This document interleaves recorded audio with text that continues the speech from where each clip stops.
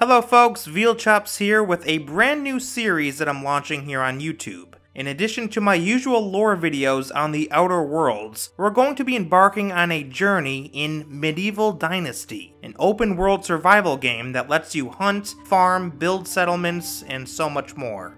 Our adventure begins on a bright spring day somewhere in the middle of a forest. There's a dirt path leading north, and looking at a wooden sign on our left, we learn that we're not far from three different towns. Gostovia off to the north, Denica off to the south, and Harnica to the southeast. Nearby, we find a broken wagon that looks like it's been sitting here for quite some time. Atop one of the wooden planks, we find a flat straw hat. Not exactly my style, but we'll go ahead and equip it anyway. At the broken wagon, we also find a small bundle containing rye, which we can use for crafting. We'll go ahead and take that, and while we're at it, we'll also loot this copper sickle that someone left behind. It's only at 50% durability though, so we'd better use it sparingly until we can repair it. At this point, I decided to harvest some sticks, because as someone who's played countless survival games over the years, I happen to know that sticks are essential when it comes to building and crafting.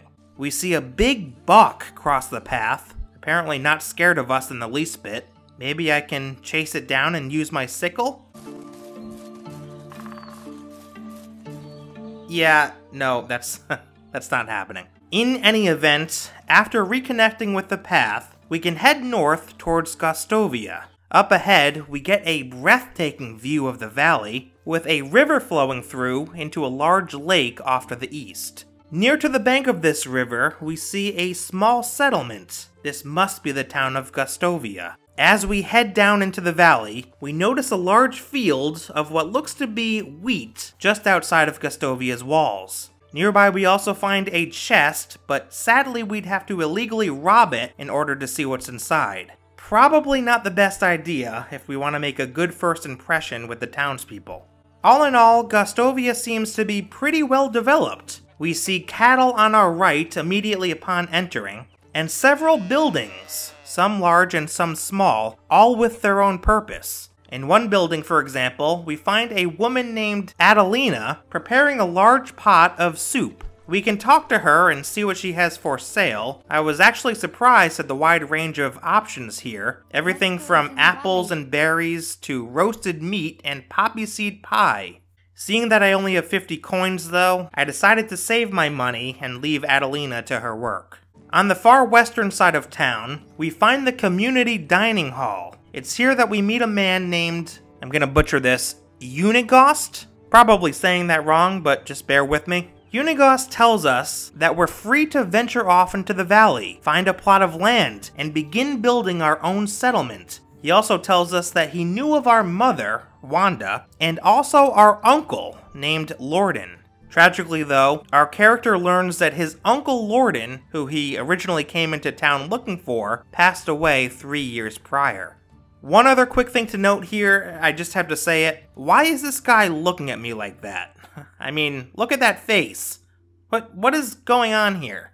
Now that we have permission to set out into this valley and begin building our own settlement, let's take a look at the map and try to find a good location. I knew that I wanted to find a spot close to the lake for easy access to fishing and drinking water, but I also wanted to be far enough away from the other settlements we see laid out across the map. In the end, I dropped a waypoint here, not far from where the river spills into the lake. As we walk along the riverbank towards our destination, we can collect a few rocks on the ground and use them, along with the sticks we collected earlier, to craft a stone axe. This will be good for cutting down trees, and could also be used to defend ourselves in case we get into a sticky situation.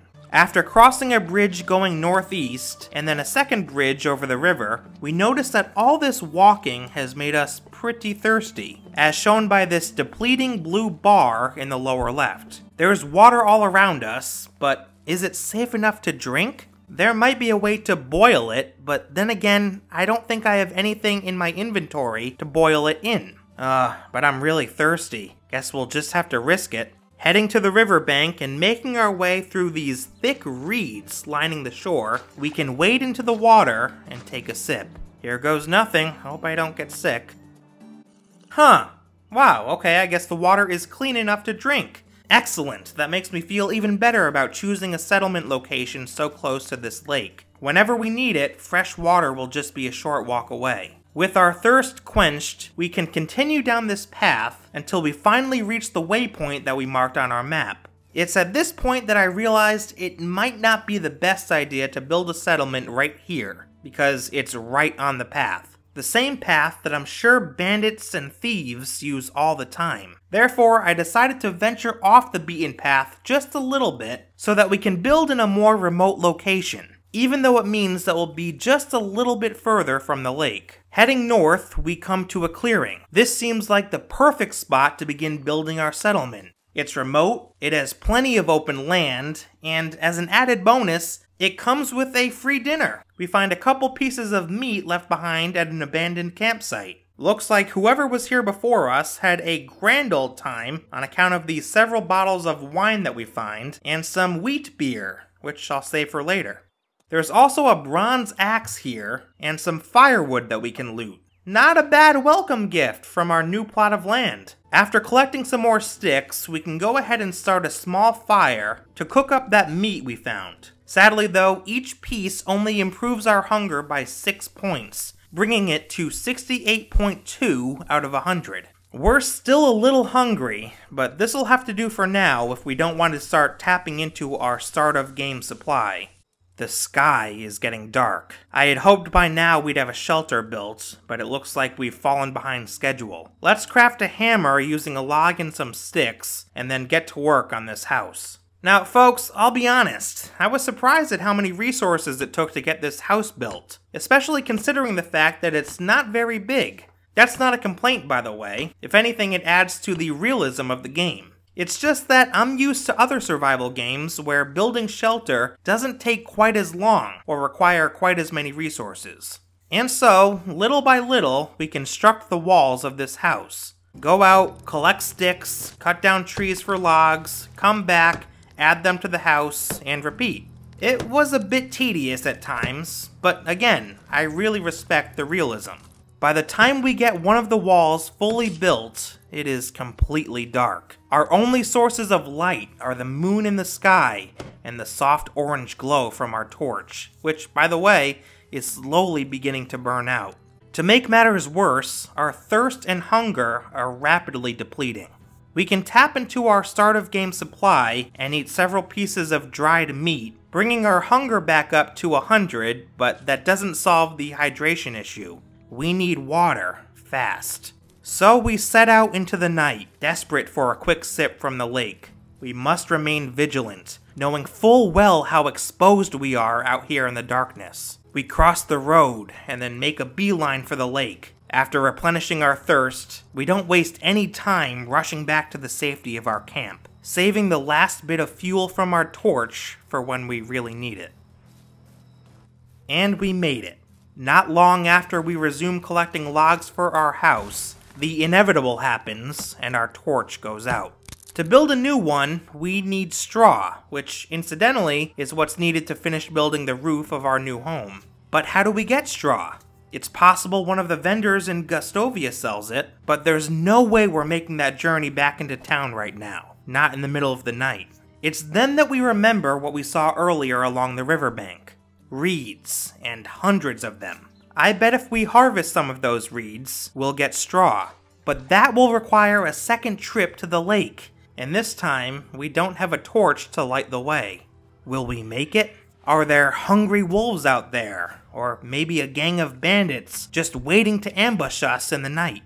As it turns out, those questions don't need to be answered. Looking to the sky, we see that it's beginning to get lighter. Dawn has arrived. With a new day officially upon us, we can safely make our way to the lake, collect more than enough reeds, and use them to finish building the roof of our house. A little here, a few more logs there, and done. After a long night, our first home in our new settlement is officially complete. I was actually pretty pleased with everything the house came with. There's a nice double bed in here, as well as a third bed tucked away in the corner.